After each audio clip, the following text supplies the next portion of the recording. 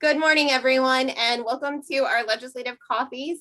We're so excited to have you here. We're waiting on a couple more legislators, but we're going to go ahead and get started. So just to let you know, we did invite every single legislator that has constituents in Johnson County, as we do every year. We're going to go ahead and just jump into intros because I know nobody wants to hear from me. But I do want to thank you again for giving up your Saturday morning on behalf of Johnson County Library and the League of Women Voters. Also, I always forget to introduce myself. I am Ashley Fick. I am your moderator for the day, and I'm so excited to have you here. So with that, I'm going to let either Representative Parker or Representative Woodard fight over who wants to go first and give a little bit of info about their districts and what they want you to know about what's going on in Topeka today. I guess Brandon has decided that I will start. Then since he is in leadership, I will defer to his judgment. I'm Representative Brett Parker. I represent the 29th House District, which is basically central Overland Park, roughly 95th to 127th in between Metcalf and Schweitzer. This is my third term, so I'm in my fifth year now. Lots happening in the legislature. I'm looking forward to questions on all of it. I'll just be very brief. I serve on the Appropriations Committee, which is the big budget committee in the House. We just put together the first draft of the budget in committee up until about 7:30 at night on Thursday. So that's kicked out of committee now, and we'll deal with that as the whole House probably next week. I serve as the ranking Democrat on the Health and Human Services Committee. We've been dealing with issues around telehealth, specifically around pandemic. A lot of legislation kind of got backed up in that committee for a few years as they were afraid to pass much because there wasn't much of an appetite to have health bills that might be amendable to Medicaid expansion. We're kicking out a few more bills this year. So it's been fun to dig into some of that policy. I am on the Elections Committee, where we've been doing a bit of work on the House side. Not a whole lot has happened on the Senate side. So right now we're kind of waiting for them to send us more things to do. One of the big focuses for me there has just been protecting the access to vote that we have in Kansas. We have a really good absentee balloting system. In fact, one that a lot of other states are looking to emulate. So making sure that we protect access to voting in Kansas and keep some of those best practices that we have in place. And lastly, I serve on the House Insurance Committee, which Representative Woodard has heard me remark on many times. Not always the most thrilling legislation that comes through there. I can assure you that we've passed very many technical cleanup bills through that committee after hours and hours of hearings. And I look forward to answering questions from all of you, and I'll give Representative Woodard a chance to give his intro. Well, thank you, Brett, and thank you to the Johnson County Libraries and League of Women Voters for hosting this. This is always one of my favorite events, and I'm bummed that we can't do it in person, but hopefully by this time next year, we're going to be able to be back at the libraries and having these in person. I'm Representative Brandon Woodard. I represent District 30 in the Kansas House, which is Lenexa and Olathe, everything between Renner and Flum, from 87th down to 127th Street. I'm in my second term, so this is my third legislative session, and by far the busiest of the three so far. I am serving, as Brett mentioned, in the House leadership. I'm the House Minority Agenda Chair, a job that apparently he didn't want again, so I ran for it. So I run our morning caucus meetings when we go over bill briefs and decide how the caucus is going to vote before our floor debates. I'm also on, I've remained on House Federal and State Affairs, so any issue that you usually read in the headlines that's controversial, we see those in Fed and State. So guns, God, gays, gambling, alcohol, abortion. This week we had the sports wagering bill. Next week we have medicinal marijuana. So all the fun issues go through there. I'm also still the ranking Democrat on the Higher Education Budget Committee. So we've got our work cut out there, and we can talk more about that if people have questions, but a lot of changes will still be coming to the budget because of the American Rescue Plan passed by the federal government. So we've done all sorts of budget work that we've all in our subcommittees sent out to Brett and everyone on the Appropriations Committee, and now we get to start it all over again and go back through the process. So we'll see how that goes. And then I'm no longer on the House Insurance Committee. I'm not super sad about it. But I have joined the House Tax Committee, which meets every day at 3:30. So if you want to learn about taxes, I'm becoming your guy. And we never get out of there before 5 o'clock. So it's certainly fun to be on one of the busier committees, and we haven't slowed down. I look forward to your questions, and I just want to thank you all for being here and look forward to the conversation.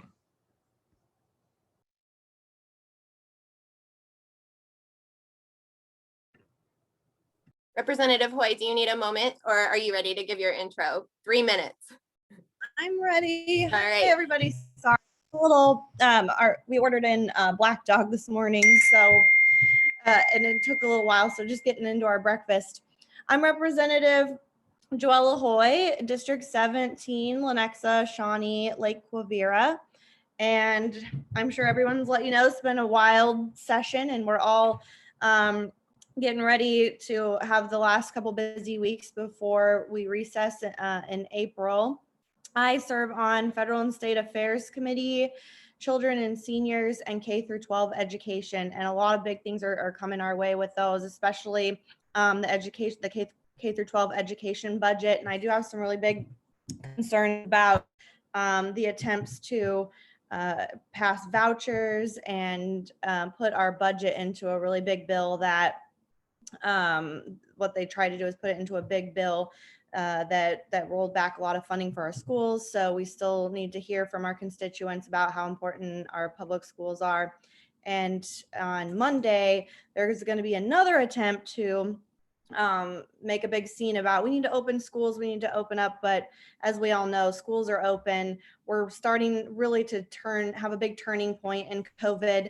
I felt it when we were all able to get back on the floor together this week. And so if everyone can just hang in there and work together, we're really starting to turn the tide on this. And I have hope that we're going to be on the other side very soon. Thank you. Thank you. All right. Are we ready for our first question? I think so.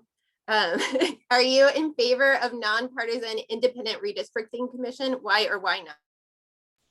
I'm going to jump out on this one. I am very much in favor of that. In fact, in my 3 terms in the House, I filed a constitutional amendment each term to create a nonpartisan independent redistricting committee. But we'll say there's not a lot of appetite for that in the Kansas House, or at least there hasn't been for 5 years here. So I would expect the normal redistricting process where legislators get to draw their own districts. We are waiting on the census data that was kind of backed up by the previous presidential administration. So none of that work will really happen until we're out of session this year. It's possible there's an interim committee that will meet in the fall to get started, but most of that work will happen next spring. But I'm guessing it will play out in a way that will make me like independent commissions even more than I currently do now. But fingers crossed that we can get a really fair bipartisan process through that. I'll just echo him. Politicians shouldn't be able to pick their voters. Voters should be able to pick their elected officials. So I would be absolutely in support of it. I definitely think that folks who look at the data and draw maps should be the ones drawing the maps. They're going to be able to look at the demographics and see who is how best to distribute the populations and make it fair. And so I'm all supportive of the geographical folks giving us the lead instead of, as others said, letting the lawmakers draw the maps. Right. What do you think the priorities should be for the federal stimulus funds when they are received by the state? I'll jump in on this one too. We are in this weird position with the Kansas budget where when COVID hit, we expected our revenues to go down pretty drastically.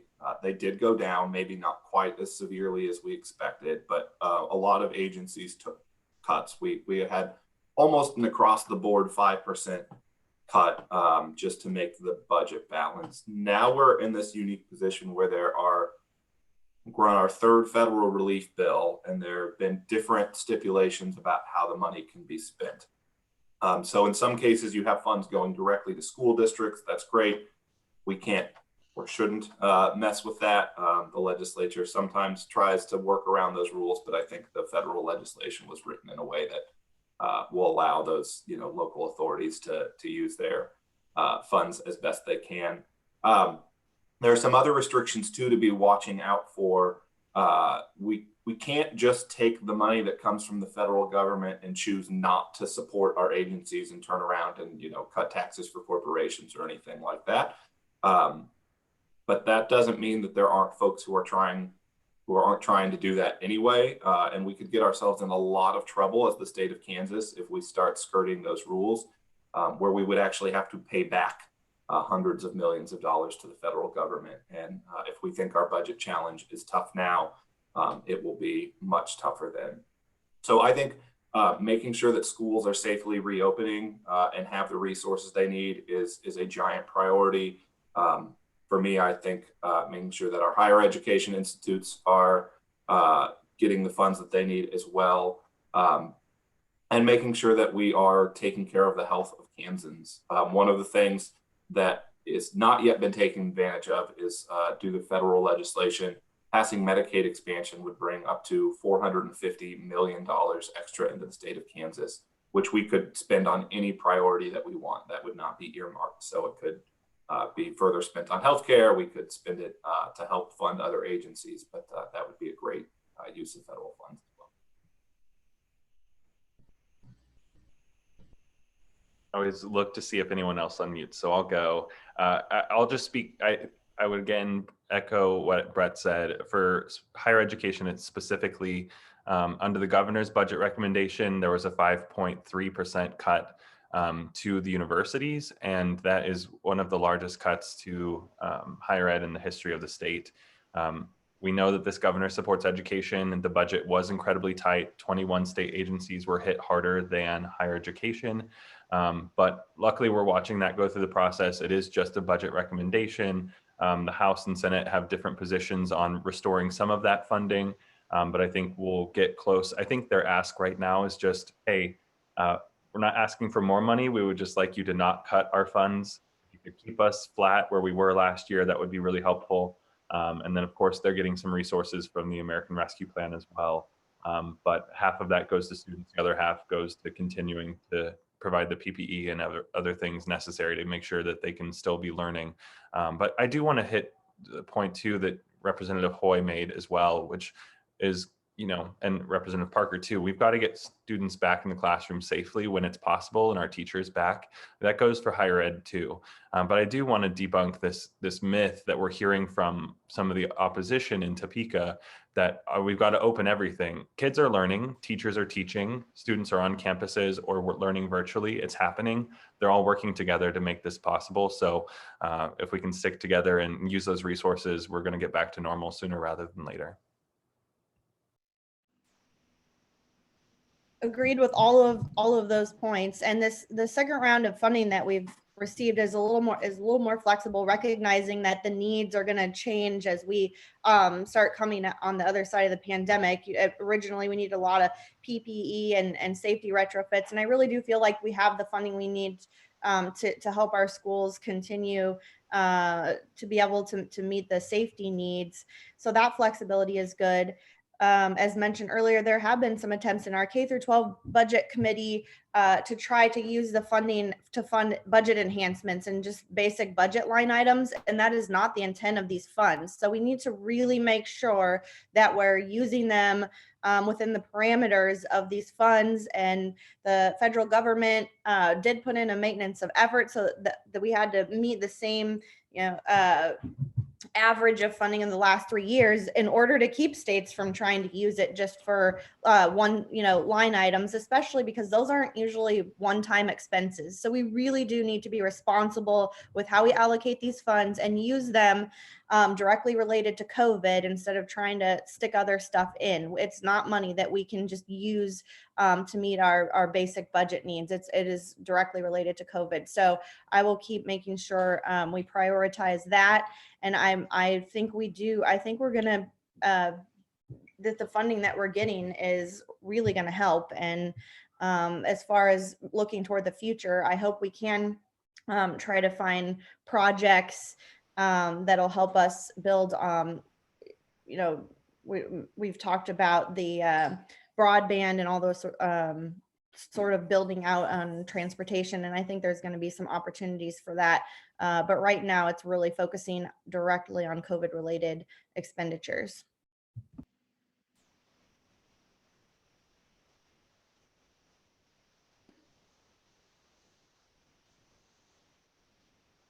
Ashley, you're muted. I was trying to use the spacebar trick. Please update where things stand with the higher education budget. I know that Representative Woodard spoke a little bit about that, but a little bit more specifics would be helpful. Yeah, so kind of back a little bit, before Governor Kelly's administration, we had seen about 9 consecutive cuts to higher education, either through outright cuts where they were just reduced in the budget, or we would see allotments, which was, you know, the state was in a position financially with the previous administration where you have to have a balanced budget. So if there are times where your expenses are exceeding your revenues, the governor has to make allotments. And so that sounds like they're giving you money, but actually they're allocating you another cut mid-year and basically asking for you to give money back to the state. So they already went through 9 of those. The first year that I was in Topeka in 2019, it was also the first year under Governor Kelly's budget process and budget director.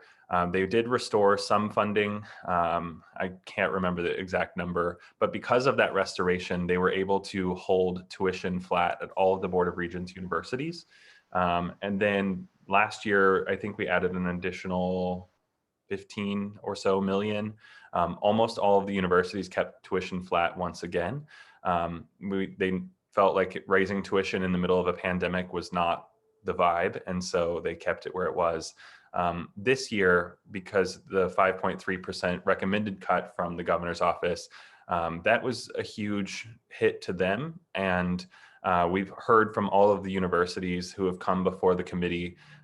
They're all going through programmatic reviews. They're looking at what programs can we consolidate. I know specifically at KU, because I work there, there's an art education program that they have discontinued, but they're still able to have students dual enroll in both visual art and education, right? And so it was one of those programs that was a duplication where they could still offer that service and have it together.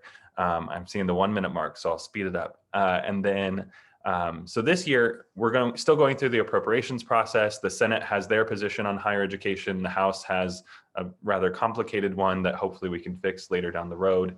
And so that will have to get ironed out in conference committee and negotiations, because of course the budget must be identical and passed by both the Senate and the House and get the governor's signature. Way more to come. We'll see what we get from the federal resources, and then go back through the process. And we're still a long way from whatever the final product is. The Republican, the majority, has realized they don't have 84 votes in the House to override the governor to force a budget so far. And so that likely means they have to pass a budget that gets 63 votes in the House, 21 votes in the Senate, and the governor's signature. So we may be needing to pack our bags until June, but we don't get paid much, but we are paid by the day. Let's do the work. Thanks.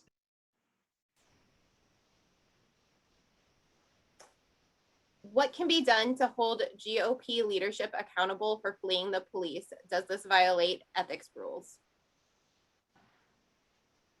Could you repeat that? My computer I couldn't hear it. Thank you.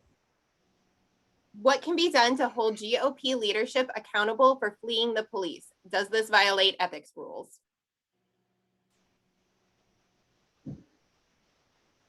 All right.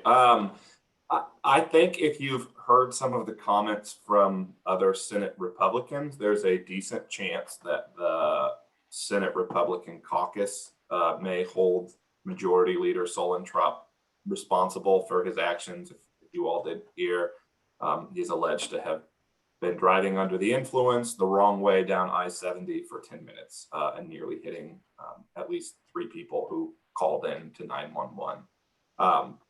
There's still a chance that the charges can be refiled in Shawnee County, so we're watching that. But I'll just say anecdotally from what I've heard in the hall, and then also read quotes in the newspapers, that his own colleagues in the Senate and even in the Republican caucus are very unhappy. And I think there's a very good chance that he loses his position as majority leader. Obviously, I would hope that Shawnee County justice system holds him accountable like they would any other citizen, if indeed he was the one driving that car.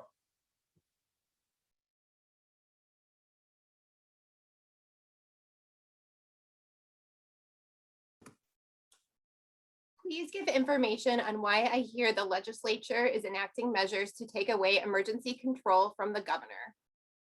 And if Kansas lifts the mandate, people will die. What can be done to prevent this? So we just passed the emergency management bill. The days are all blending together at this point. I think earlier this week, but we did. I believe it extends it through September. Looking to the other two for head nods. I'll double check my notes. This was a compromise package. Probably it was described by the ranking Democrat from the House Judiciary Committee as one of the greatest compromises he's seen in the building in his tenure as a legislator. He's been there for a very long time. This was something that the governor urged our votes on. There were parts of it that gave us heartburn. There were parts of it that gave the more conservative Republicans heartburn. So at the end of the day, a compromise, everyone came together and we passed an extension so we can continue to be eligible for the federal resources. As far as the local mask mandates and things like that, I think it's more to come on that. We all know, continue wearing your mask, continue social distancing, take your vaccine when you can get it, and we'll keep going.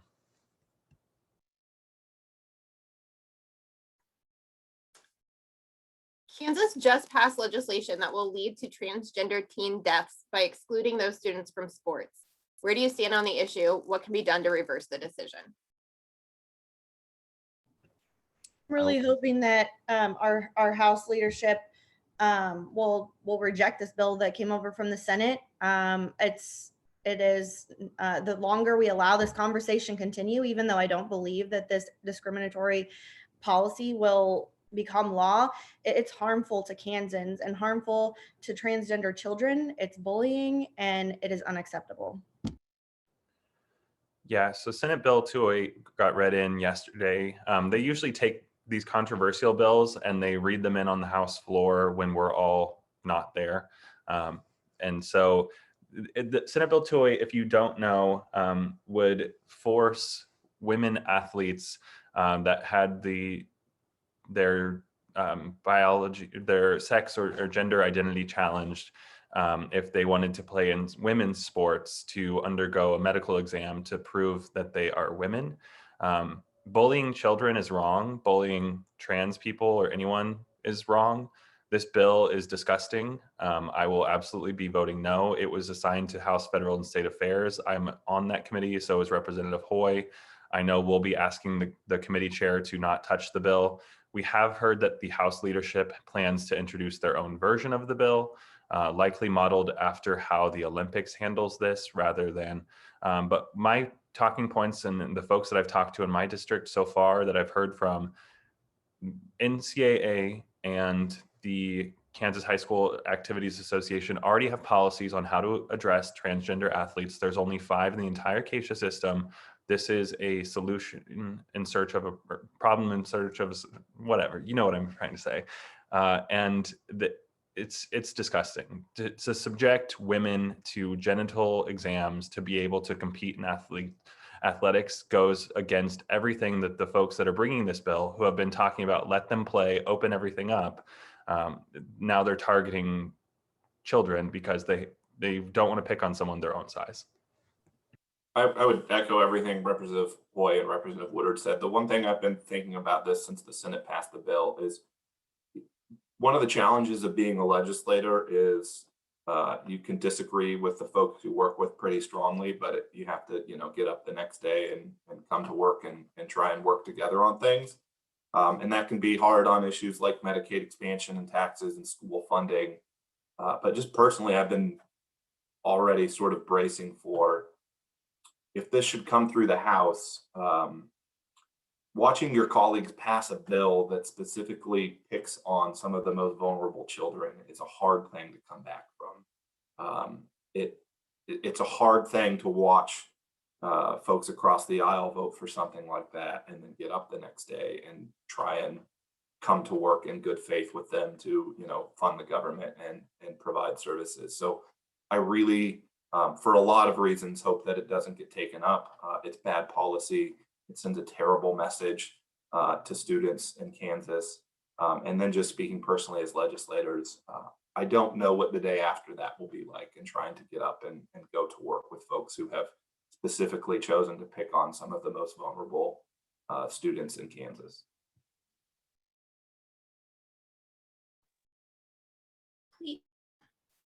Please explain why we would want to give concealed carry rights to someone below the age of 21. Well, I'm not going to explain why we would want to, because we shouldn't do that.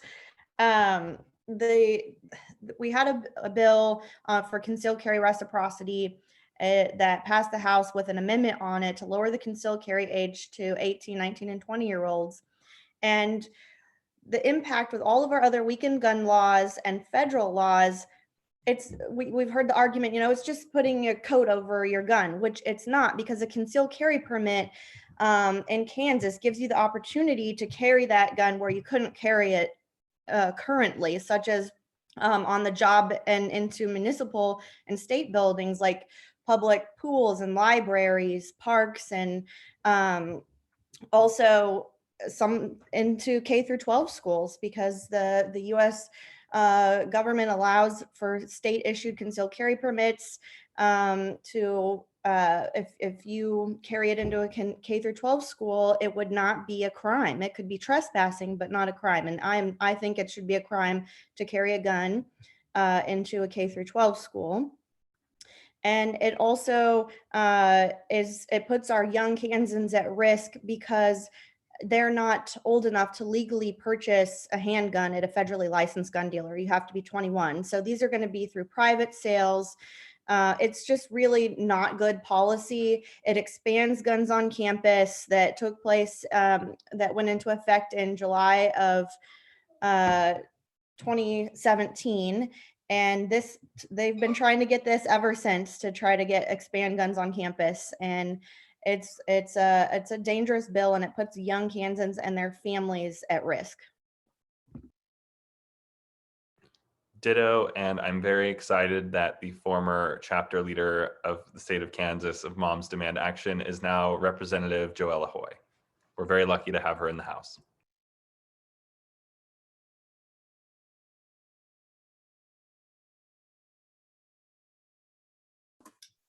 Can the representative speak to the Senate bill that came over from the chamber this week, Senate Bill 172?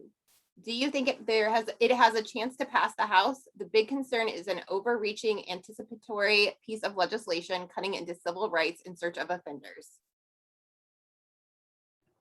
I have to look that up. When we get bill numbers, there's thousands of bills so far already. Let me pull it up real quick. This is the bill adding crimes for trespassing on critical infrastructure facilities. So in essence, it's an anti-protesting law. I'm very much opposed to this, and this is in response to folks protesting the Keystone Pipeline. This is may seem like a small thing, but honestly seems like a fairly dangerous piece of legislation that tries to dramatically increase the crimes just really for protesting, not even necessarily causing damage to anything. It's brought by the oil and gas industry, I believe. We've seen similar legislation in other states, and I'll be pretty strongly opposed. Ditto. And just to kind of point so everyone knows too, unless we're on the committees, once bills get read in and go to committees, unless we're on it, we don't usually know what's going on in the other committees, because inundated with big projects on our own too. But now hearing what that bill is, a big ol' no from me. I'll echo that. I didn't know the bill number, but I am familiar with the bill because my office mate, Representative Hasswood, did submit testimony in opposition to it. So I, as the others, do not support that bill. How is House Bill 2184 coming along? And what about Sunday alcohol sales? Will it be 10 a.m.? JoElla, if I remember correctly, that was amended to 9 a.m., which 10 a.m. was a compromise between all the different stakeholders. And then Representative Hauser decided that he wants to be able to pick up, I think he stated his bourbon on his way to church. So that was amended to 9 a.m. We'll see what happens. I think that did pass. It passed out of the committee, so we'll see when it comes through the whole process. And then also of note too, in a previous bill, the House considered it would also included making law instead of executive order cocktails to go. So the curbside to go, it was passed by the House. So we'll see where it goes in the Senate. Yeah, and we did do a growlers bill too in Fenn State. And then as far as HB 2184 goes, we're going to start working that in committee. That's a medical marijuana bill. We're going to start working that on Monday.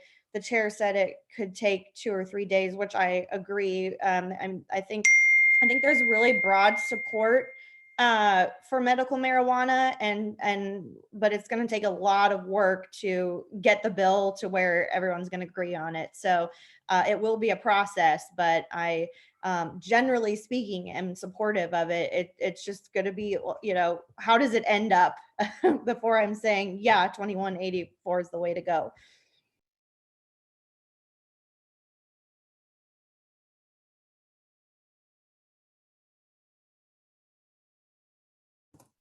Please comment on where you stand on Senate Bill 279, which would stop wind energy development.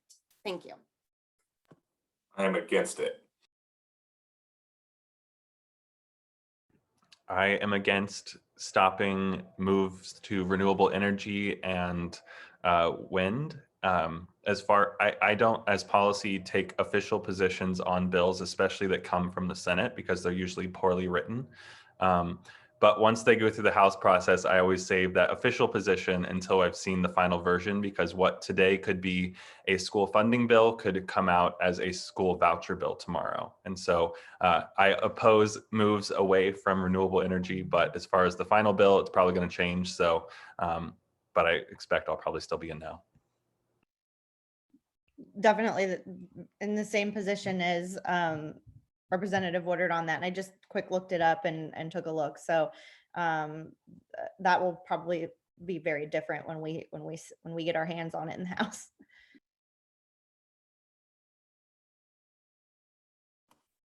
Real estate values seem to have risen quite dramatically in the last 3 years. The tax portion of my mortgage jumped dramatically this year. What are your thoughts on capping annual increases of residential real estate taxes so that home ownership doesn't become even more unaffordable? So we worked a bill in House Taxation Committee that came over from the Senate. As again, it was poorly written, so we made a lot of changes. We'll see what they do with our version of the bill. It was a truth and transparency bill. For the most part, your property taxes are decided by your city councilors and your county commissioners. So that's a conversation you would certainly want to have with them about your mill levies. Although the House bill did include truth and taxation, and so that would require annual notices to go out with the breakdown of how all of your property taxes are broken down, where it went to, including schools and everything else. So we'll see what that conference committee report where they resolve the differences looks like. It also restores local control and it gets rid of the property tax lid, which had unintended consequences, I believe, where because they were afraid of they made different changes where with that local control, it goes back to them, and frankly, they'll have the ability to hear directly from you in their city council and county commission races with that issue. I've knocked 23,000 doors. I've heard people talk about property taxes twice, but I know it's certainly a concern and it continues to rise here, and we don't want to price people out of being able to live here in Johnson County. So in addition to addressing housing affordability, that truth and taxation bill is one to follow. I believe that's Senate Bill 13. I just echo what Representative Woodard said, and that PC mentioned on the property tax lid. It might not be a policy that most folks know about, but this was passed before I got elected, where they basically required that if a local government wants to raise their taxes or the mill rate, they have to take it to a vote, which sounds like a good thing to keep those property tax rates lower. But what it amounted to is it made every local government in the state of Kansas terrified to ever lower their rates when they had the opportunity, because it meant if they had a good year and they could lower the rates, they didn't want to lower it, because if next year was bad, then they would have to hold a somewhat expensive election to bring them back up. So it really had a pretty massive unintended consequence of anytime values went up or revenue was better, normally they would have the freedom to go ahead and adjust that and maybe lower the mill rate, but it made them cautious to do it because they knew they would get punished for that if they ever had to change it back up. So hopefully that legislation completes the process, because while I think it was a well-intended effort to keep taxes down, it really ultimately ended up in doing the opposite. Yeah, I was really glad to see that bill. I had removing the property tax lid as one of my campaign issues, because as a former senior analyst in Johnson County Manager's office, I've been able to see how the flexibility is really important. And as our assessed valuations go up, as we see our property values go up, we can edge the mill levy, our tax rate down a little bit, because to keep our revenues the same. And I imagine even in the smaller, more rural communities, this is going to even have a greater impact. So I'm really glad that we're able to get that through, and they still have some details to work out on it. But I was glad to see so much bipartisan support for giving that control back to local governments.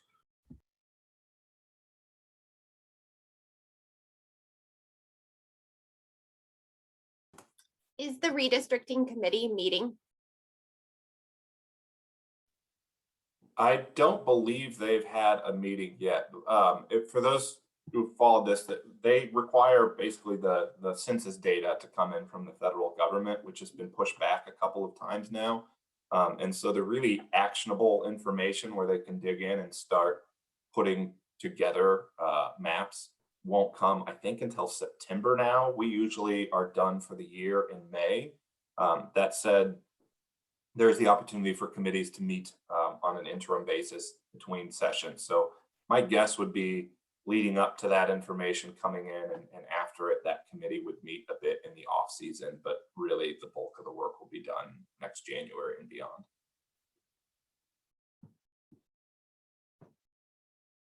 With the hyper-partisan nature of national politics, how partisan do you feel Kansas state politics are?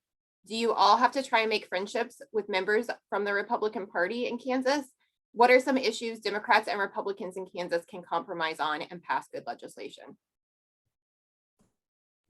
I'll start in as the freshman of the bunch and just mention that, yes, absolutely. When we come in, we want to meet everybody and find commonalities. I will add that the pandemic has made that much more difficult for everyone to be able to meet one another and mingle and develop those relationships. We jumped right in with the session with something really controversial and a big constitutional amendment, and it has been a very fast moving, wild session. So while I've had some of those conversations and opportunities, I feel like once we're on the other side of the pandemic, that is going to be a big improvement. And I even met with a a more seasoned Republican lawmaker who said he didn't even really know any of their freshmen yet. So that has made this session, I feel, more difficult. But most of the bills that we've passed have been pretty overwhelmingly bipartisan. And there are a few issues that'll get everybody's buttons pushed. And as Representative Parker mentioned earlier, when it comes to bills that are discriminatory, it's really hard to see past that and want to ever, sign on to a bill with somebody who believes that. So we still have issues to overcome, but for the most part, the Republicans, Democrats have all been really supportive and helpful, to me as a freshman lawmaker. I would echo a lot of that. I mean, I've definitely noticed that because of the pandemic, a lot of the normal evening receptions, gatherings in the state house, advocacy days, all those sorts of things that bring together folks that normally wouldn't, if you're not on committee with them or whatever else, you wouldn't be really connecting with them. A lot of that is come to a halt. Now a little bit of that is starting to happen as people are vaccinated and things like that, but it's tough. And so I have to remind myself, though, that I owe it to the people of my district. Of course, my whole job, if I wanted it to be just that, is to show up in Topeka and to vote yes or no.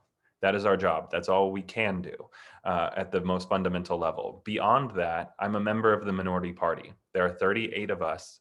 That doesn't equal 63. So in order for us to pass proactive policy, we've got to go make friends. We've got to build relationships with folks to get to that majority. After the last election, our governing majority isn't really at 63 right now with the moderate Republicans. And so we've really got to work hard to build coalitions with folks. And there's been several times this year where, frankly, we were up in the gallery.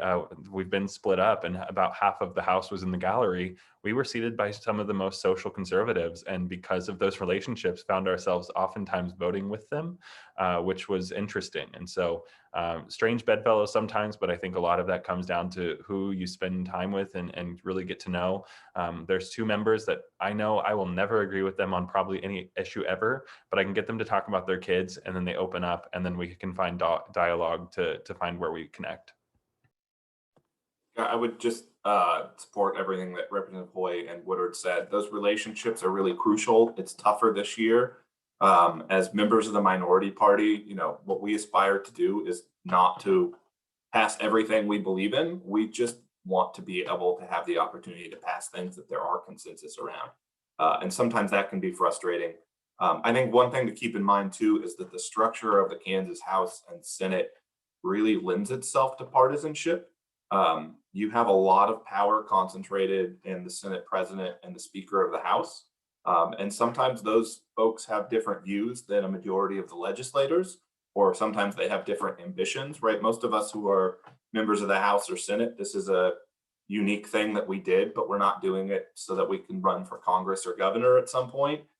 Generally, if you've made it to the point of being Speaker of the House or Senate president, you're looking at higher offices. And so sometimes you have what happens in the House or the Senate shaped by the next ambitions of the people occupying those offices. Those folks have the power to appoint or revoke committee chairmanships, so they have a lot of influence over the majority party. And so one of the frustrating things is you can do all the work, you can get to know folks, you can find common ground, find things that you can, have a majority of legislators who actually believe in passing the policy. And then when the votes go up, you lose some of the members of the majority party because the Speaker and the Senate president have so much influence. They can take people off of their committees, they can take away their positions of leadership, they can recruit and recruit primary opponents and find outside organizations to fund campaigns against folks. And that's really disheartening, especially when you connect with people you don't have a lot in common with. You find that common ground and you want to be able to support legislation together. And then you see a few people with a heavy concentration of power really able to disrupt that.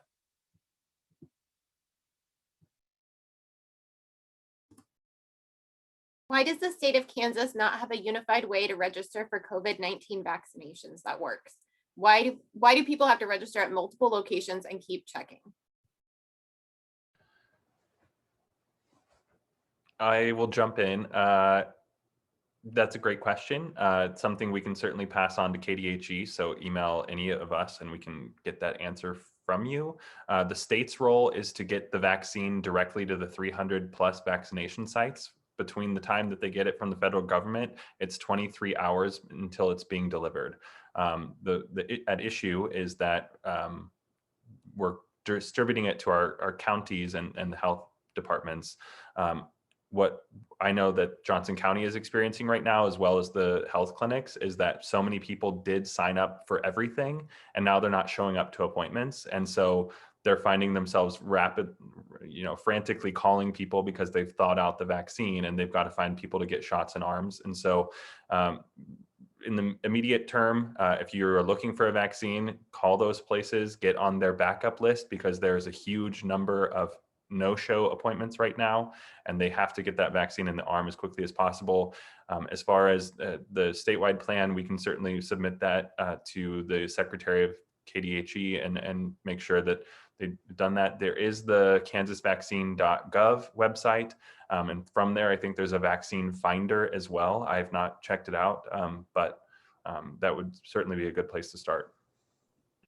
Yeah, everything Representative Woodard said is spot on. The other thing that I would add too is, while our nation did an amazing job developing the vaccine and having it ready to roll out when it did, our cities and counties and even our states were really under the assumption that the federal government was ramping up for a well-run vaccine distribution process. And what ultimately happened is it started rolling out, and they basically told the state and local governments, here it is, do something with it.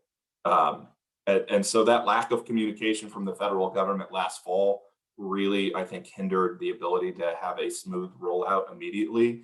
And our health departments at the county levels and at the state level have been scrambling to get caught up with that and to make sure that there is an effective way for people to get signed up.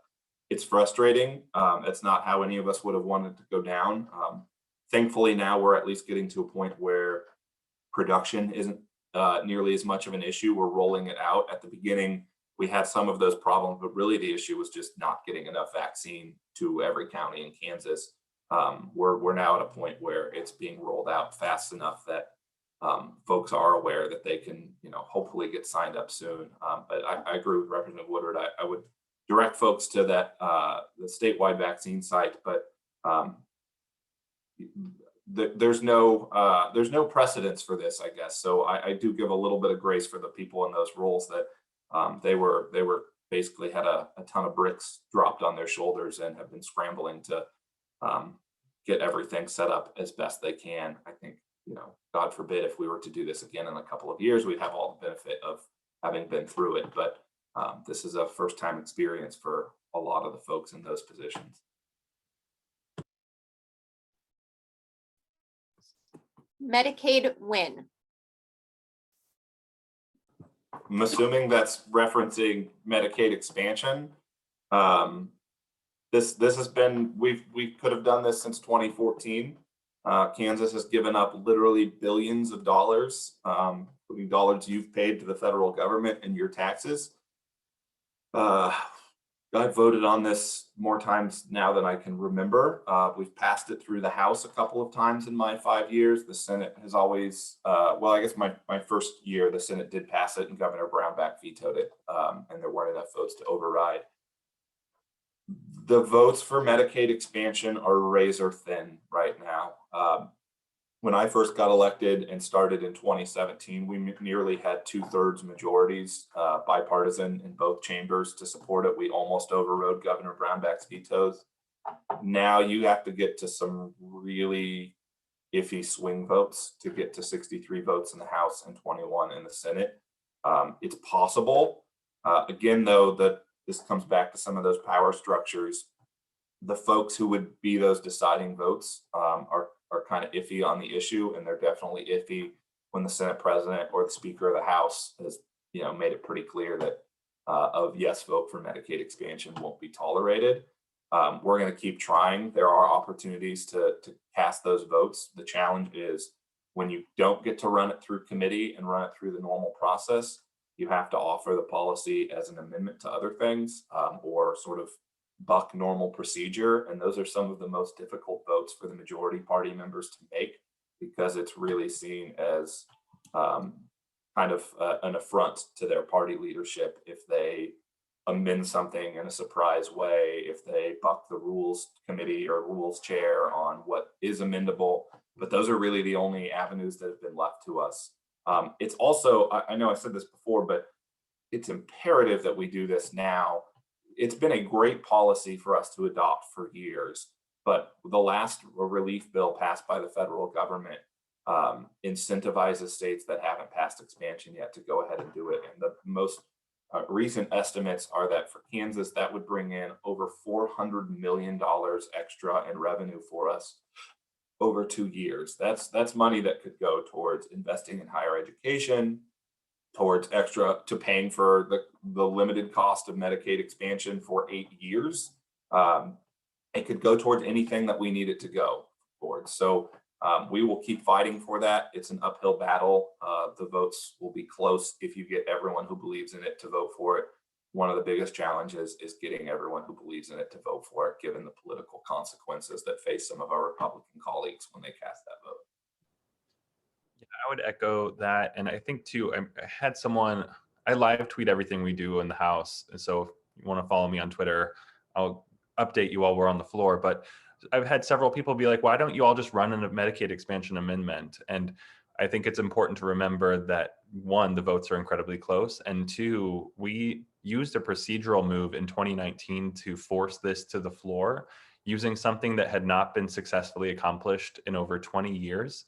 And it took 6 weeks of planning. It wasn't just, oh, let's pass Medicaid expansion today. It took 6 weeks of behind the scenes planning, coordinating every single detail, from the chairs who could lose their chairmanship stepping out of the room during the vote to drop the number of votes that we needed to override the leadership.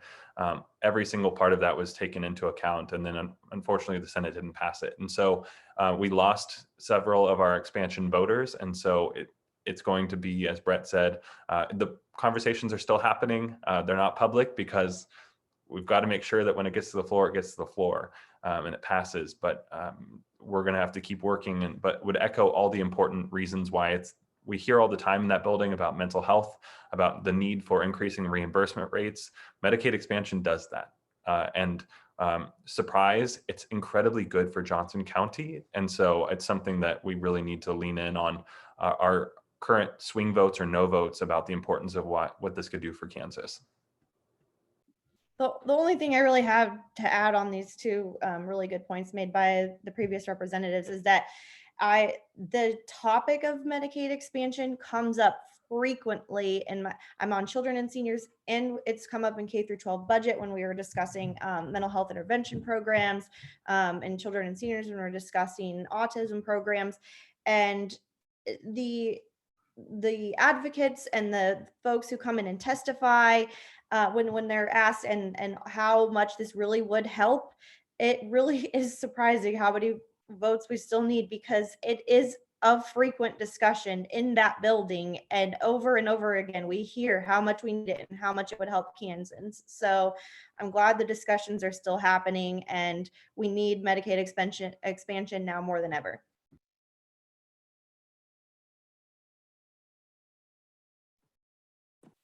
Okay. In your view, what are the 2 to 3 areas where voters need to be more informed? Are there any issues that lack transparency that create barriers to becoming more informed in those areas? I'll start. This probably doesn't apply to any of you because you're on this call, right? You are here, you're engaging with your elected officials. I think the biggest thing that I hear from constituents, because they have my cell phone number and my personal email address, are on every single campaign piece of literature that was left at their door, that was in their mail. And so I hear all the time from folks, usually about potholes, which should go to their city councilor, their property tax rates, which needs to be addressed by their county commissioner. And so I think generally for the public, we want to do as much as we can to make sure that they understand all the different levels of government. I think a lot of times folks, especially younger voters, get distracted by who's in the White House when the decisions that are made that impact their day-to-day life are legislative level, city council, school board, all of that sort of stuff. So making sure folks are engaged. But I think the barriers are that the Kansas legislative website is a great tool, and it has every single piece of information you could possibly ever need or want to find. The problem is that it's not the easiest website to navigate. And so if you ever have questions, reach out to us to help you kind of sort out where the bill is, how it was voted on, things like that. But just generally also just keep reaching out, making sure that your elected officials at every level know who you are, what you care about, the issues that are important to you. I'm going to call out Jerry on here because I know that he always is, he's very passionate about the Criminal Justice Reform Commission and the work that we're doing there. And I know that when I see his name pop up, I'm like, ooh, we've got a project to work on. Make sure that you are continuing to be present. If your legislator agrees with you or not, make sure that they continue to hear from you. It's not really a barrier, I guess, but just hold their feet to the fire and keep up with as much as you can. I think it's also really important to understand at this level of government with your state representatives, it's us reading our emails, us answering the phone a lot of the time. And, you know, it goes a long way with if you're representative, either side, either party, we're pretty regular people and want to get back to you as soon as possible. And so coming at somebody, you know, from a place of kindness and respect really goes a long way because after a rough day or a long day and you come in and get your emails and read through them, I tend to skip over the rude ones first. So I don't want to say like we don't deserve what we get sometimes, but starting at the level of, hey, we're neighbors, we live close to one another. These districts are in our house are not very big, and coming at it from a place of there's probably stuff we agree on is going to be the best way to move the needle on your issue or get a response. Because for the most part, most representatives there, I believe, really care about their constituents, even if you don't agree on everything. I agree with everything that's been said thus far. I think maybe the thing that I would stress, and this is something that's sunk in more and more each year, is that good governance is a lot more than what fits on a postcard or a nice political talking point. And I think it's become one of my biggest pet peeves over the years is that sometimes the loudest, angriest, or most complaining voices in government are the ones that are heard. But it takes a lot of work to make these things run and to provide reliable services for Kansans. And so the loudest voice might be decrying problems at the Department of Labor, and you'll see that on their postcards the next time that they run for office. But what you won't see is that they voted to defund it, or that they, decided to do away with the last modernization effort and all of the really hard work that goes into building and sustaining government. And I think you've got in Representative Woodard and Representative Hoye, two great examples of representatives who are members of their community, who have stepped up, who are doing that hard work of governing. They're not going to be the loudest ones out there. But you know that they're going to take your concerns seriously, whether or not they, agree with you on everything. And no matter which party it is that you tend to support or who's running in your district, I would just encourage everyone, and as Representative Woodard said, you all on this call are probably far ahead on this, but find the people who are going to do that work, who are going to take it seriously, who aren't going to change their position tomorrow because it now sounds better as a loud talking point or a way to get their name in the newspaper. Making Kansas work for everyone is a long-term project, and we need people who are serious about doing that work.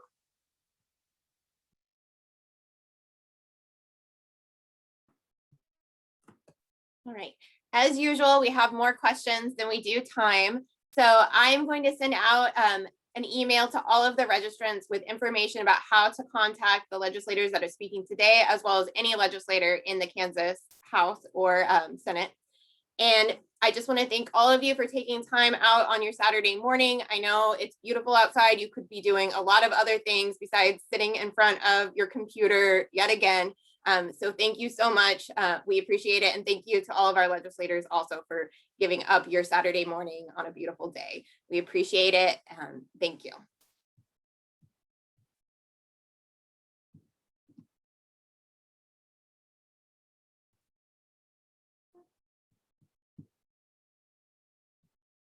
Michelle, how do I stop recording? I don't see it. Oh,